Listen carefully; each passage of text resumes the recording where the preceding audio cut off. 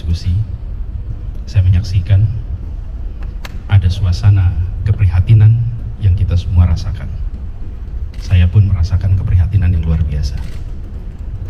Tapi di sisi lain, saya menyaksikan seorang yang konsisten, seorang yang persisten, seorang yang kukuh dalam memegang prinsip, dalam memegang komitmen, betapapun besar cobaan, ujian, tantangan yang harus dihadapi atas sikap, atas pilihan yang dilakukan.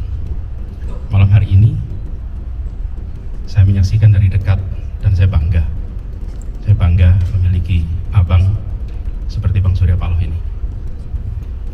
Dan di dalam perjalanan kami lewati beberapa waktu ini,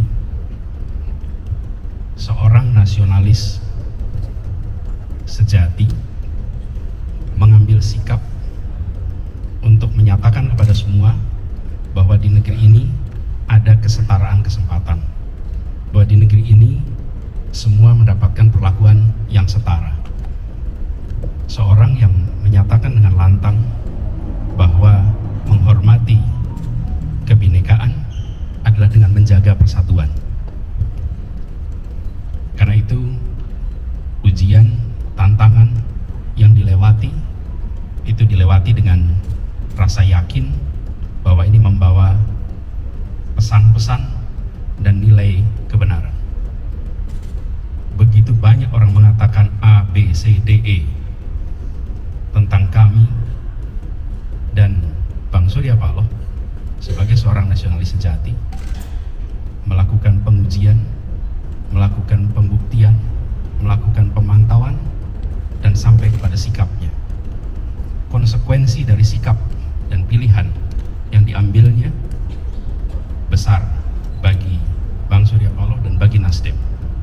Tapi tadi di ruangan kita ngobrol, kita berdiskusi, saya menyaksikan dari dekat pribadi-pribadi yang tak bergeming, pribadi-pribadi yang memilih untuk teguh dalam sikap, memilih untuk menghadapi ini semua, cobaan, tantangan yang muncul atas konsekuensi keputusan-keputusan dengan keyakinan.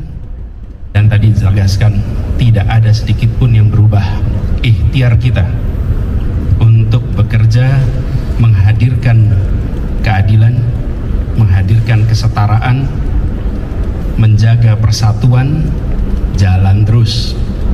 Tidak ada yang berubah, tidak ada yang bergeser, dan tidak ada yang melambat. Tadi kita sampaikan kita jalan terus sesuai dengan semua rencana, dan kita kirimkan pesan kepada seluruh rakyat Indonesia. Justru karena besarnya tantangan ini, kita makin yakin bahwa keadilan harus ditegakkan di negeri ini, bahwa keadilan itulah yang nanti bisa menjaga persatuan di negeri ini. Dan itu hasil obrolan kita dengan Bang Surya Paloh dan teman-teman Nasdem pada malam hari ini. Itu aja dari saya. Terima kasih. Assalamualaikum warahmatullahi wabarakatuh.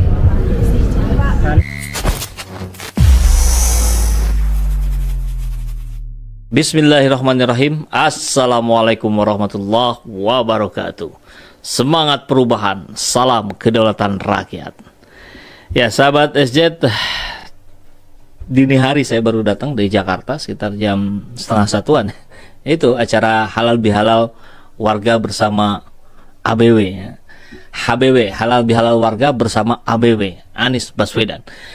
Dan di saat yang sama kemudian ada peristiwa yang cukup menggemparkan, yaitu Menkominfo dari Partai Nasdem ya, termasuk juga Sekjen Partai Nasdem itu ditersangkakan dan langsung dikenakan rompi berwarna pink ya. Dan akan ditahan 20 hari ke depan dalam status sebagai tersangka. Tentu ini menjadi sebuah kegegeran baru di jagat politik kita, bahwa rupanya ujung-ujungnya ditersangkakan setelah sebegitu bolak-baliknya. Ini yang kali yang ketiga kalau nggak salah ya, Johnny G. Plate ini dipanggil oleh Kejaksaan Agung. Saya belum sempat mencari tahu ya kenapa nggak KPK ya. Kan apa yang membedakan ini diproses oleh KPK, oleh Kejagung? Ini pertanyaan rakyat jelata saja gitu. Kalau sekilas melihat kan bisa jadi karena Firly Bahuri hari ini apa namanya, track recordnya juga bukan track record, apa citranya juga sedang luar biasa negatif. Tapi terlepas dari itu, oke, kita akan membahas tentang bagaimana ini nasib Anies Baswedan, pencapresan Anies Baswedan dengan koalisi perubahan yang di situ ada Partai Nasdem.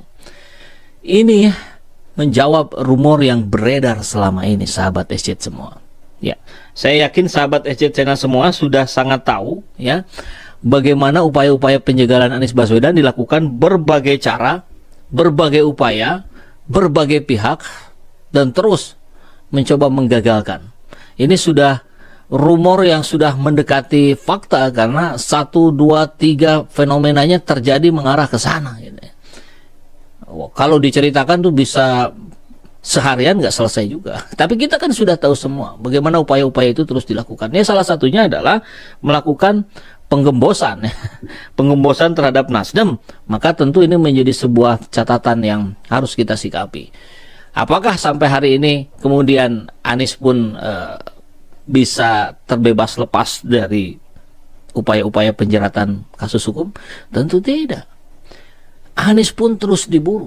Ya, kalau kita lihat judulnya ini, Anies pun terus diburu. Plate tersangka, intervensi politik. Ya, kental sekali nuansa politiknya, sahabat SJ. Harusnya ini kan kasus lama ini.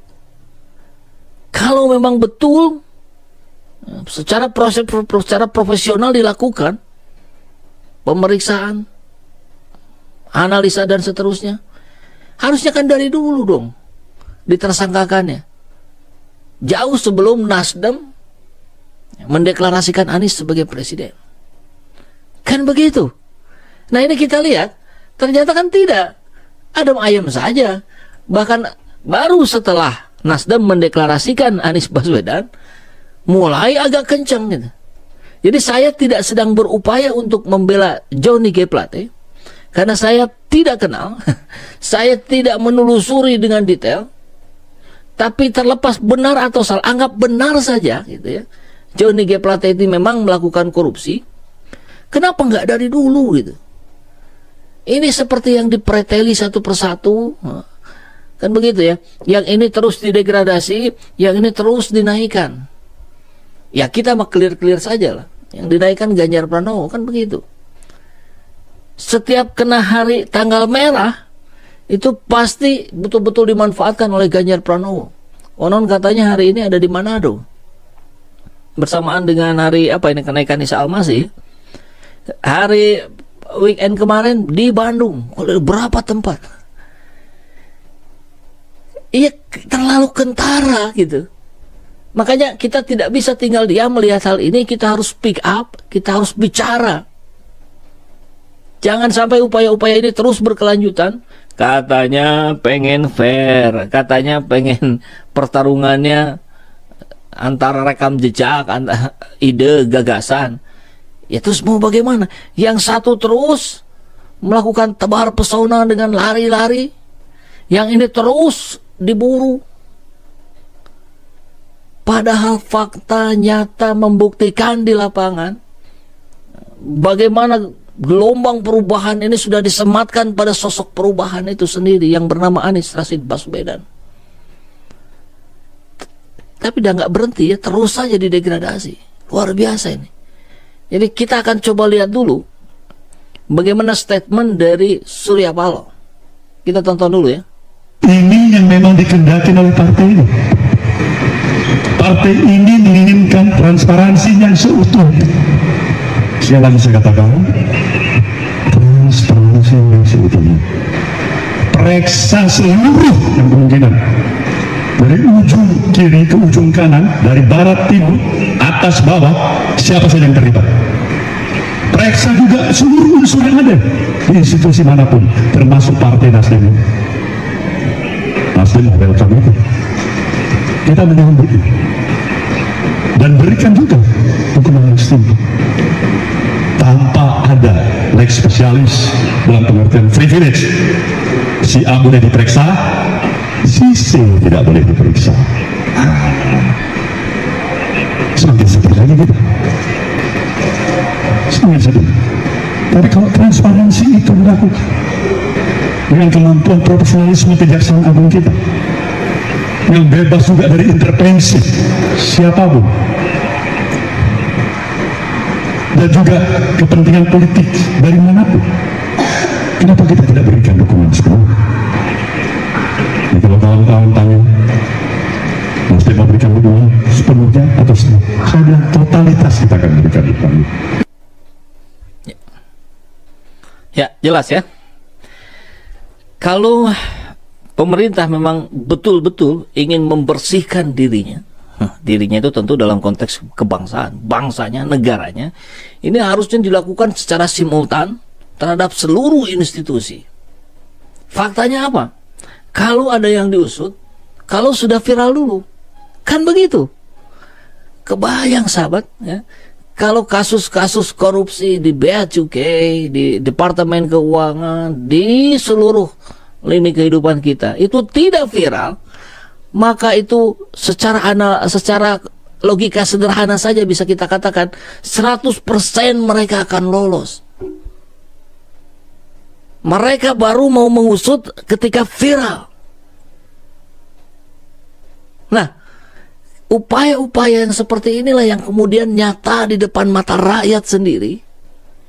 Ini tidak bisa lagi dibiarkan.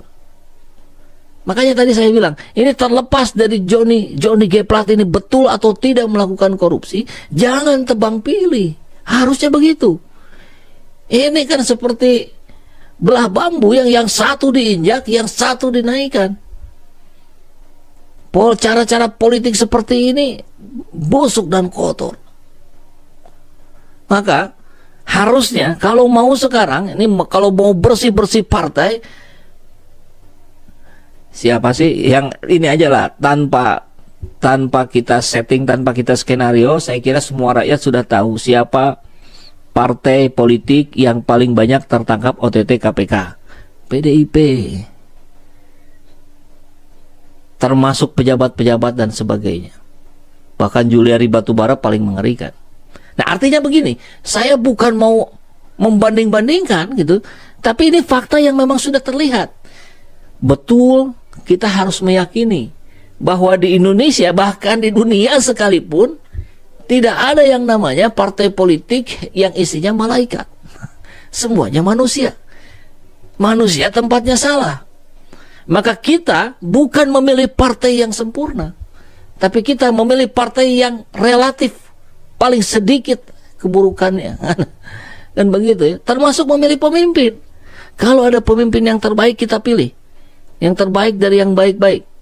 Tapi kalau dianggap semuanya tidak ada yang baik, pilihlah yang paling kecil keburukannya.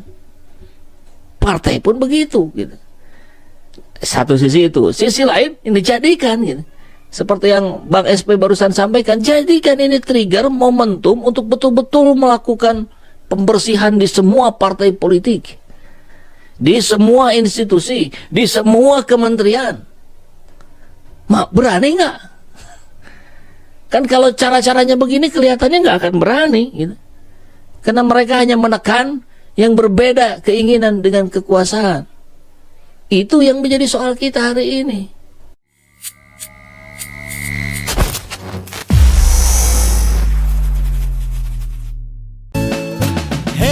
Penguasa, ini kami rakyat jelata. Engkau ada untuk siapa? Hei penguasa, ini kami rakyat jelata. Mau sampaikan semua keluh kesah.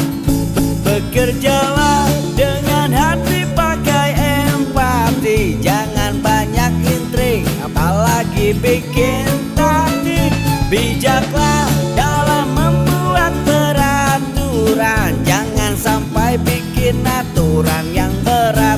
Sebelah adillah pada kami, kami tak bodoh, meski memang kami tak pandai. Tapi kami berjanji akan tetap mengkritik sesuai